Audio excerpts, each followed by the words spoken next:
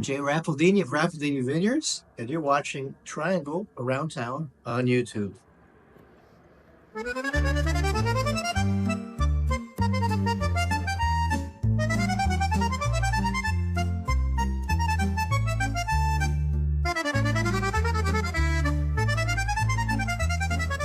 Good afternoon from Grande, North Carolina. We're here at Raffaldini Vineyards for their Grande Riserva release.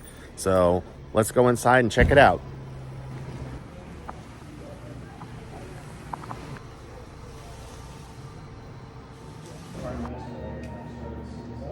Here comes Jay, the man of the hour.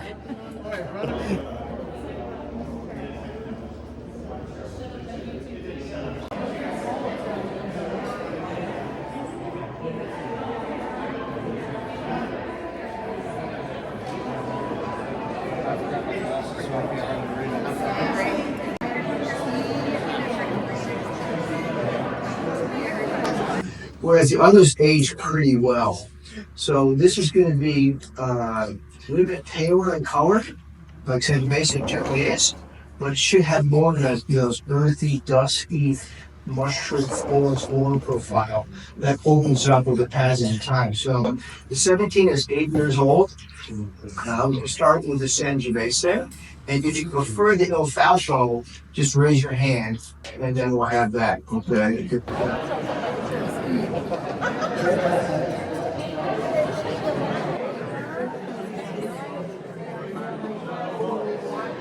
Since we're just making shit up here today, here you go. 2017 was a glorious vintage. I was living in California. I remember how wonderful that was. I honestly did not become a winemaker until 2019, but I think what you can appreciate about Sangiovese is at this point in our vineyard, we had 4 different clones. Okay. Clone 6, 102, And 23. 23. Right. 23 was the Grande, 102 is Vino Nobile, and 6 was Brunello. Brunello. Okay, so we had Sangio blended in 3 different blocks, and this one is a blend of all 4 varieties. They're all 3 blocks. And so, what's interesting is when we opened this wine this morning, some of the bottles were so aromatic, and some of them were a little closed off. And this kind of goes to this talk I was going to give at the North Carolina Wine Growers Association in 2 weeks, which is about how does aging affect wine quality? And the caveat was, and market value. And I was like, market value? Market value in North Carolina? Like, no, it's instant gratification. Okay? So this is what Jay's doing for you is he's holding these wines back when most consumers in this state drink it when it's 24 hours or purchasing it. So why am I talking about, market value? Now, if you live in Europe, you're not drinking the current release. You're buying that as like a future to put in your underground cellar in your grandma's house or great grandma's house or even great built in the 1600s. I don't know. But my point is that we consume wine so much faster. So when you look at these older wines, they need air. And so go ahead and give everything a little air. I honestly don't know how much a Passametto was done. 17 was, for the Sangiovese, was about 15%. No, the same thing for the Il Falco. All of these wines need air to open up. Wines that have been in bottle for 6 years, roughly. They're going to need air to really start to show themselves. So don't be afraid. And as Jay said, don't hold it like this. They'll kick you out. You get three strikes throughout. And we're just smelling, we're not drinking. Yeah, so give it a swirl. And then one of the things about wines that age in bottle is you go from sort of fresher fruit, like very ripe red fruit flavors, to more secondary or tertiary characteristics. But you think of it as dried fruit, something that you might find in trail mix versus, your at the grocery store, fresh fruit. So look for the dry characteristics. And then you're also going to see a change in the palate. Where does the wine interact in your mouth? Now, I would say, luckily you've all had a palate cleanser to start your day. But when you switch to red, that first sip, you can kind of discard it a little bit because you need to get your mouth prepped for the tannins. But feel where this wine sits in your mouth. But don't drink it yet, because Jay has to say that. But again, so you're still seeing a Passamento. 2017 was one of the odd years, and it was very dry. And we've been on a trend where odd years have less rain, less frost, and we get more intense ones. Want to make a wine designated a varietal, we need 75% of that grade. Okay. And we had a very difficult fruit set, so we only had like 65%. So even though Sagantino was the dominant grade in here, I blended in Montepulciano with Tea Verdot. Okay. So because it's below 75, I had to come up with a different name for it, or what's known as a fanciful name. And I called it the Falco. In Italian, the Falco means the falcon. And where the where Sagantino grows is in Montefalco, Falcon Mountain.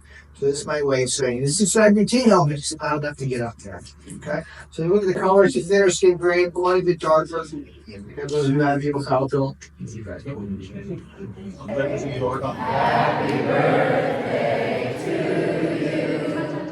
Happy birthday to you. Happy birthday, dear Jay. Happy birthday to you.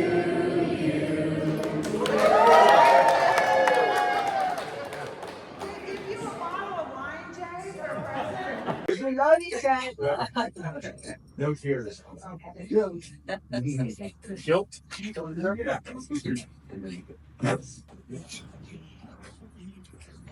Bro.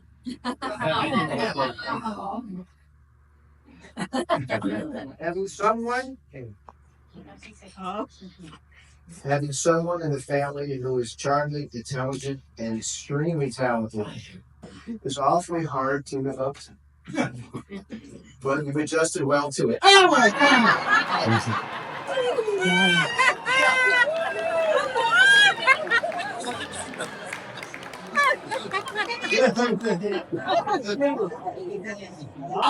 Not true.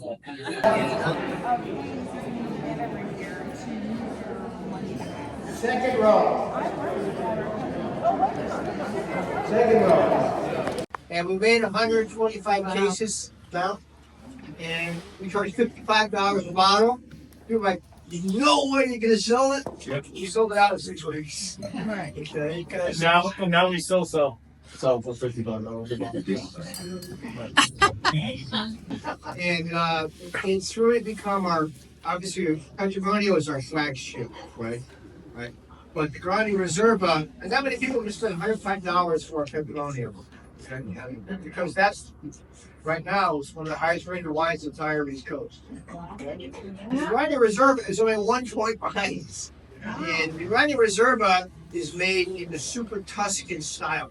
The thing about that is that if you have the Super Tuscan, it's kind of like rich and jammy, but also has some tannins to it. The Patrimonios have like an older world Napa cab. Okay? But this wine is tannins. Because our main grade is Sagantino, which is tannins. We love tannins. Let me explain why I'm obsessed with tannins. More than you know that. I started drinking wine when I was 7. Okay? Well, it wasn't like it was Moscato or Blue and Dawn or other shit, right? Strawberry Hill.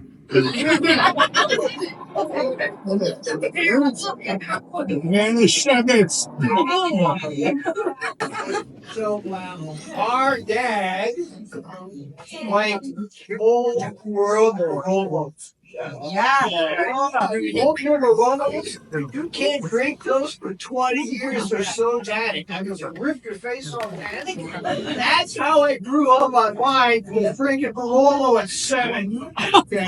So I told How's the tanning?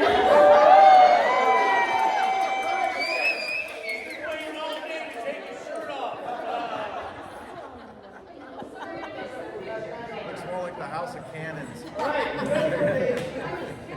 How's the tannic?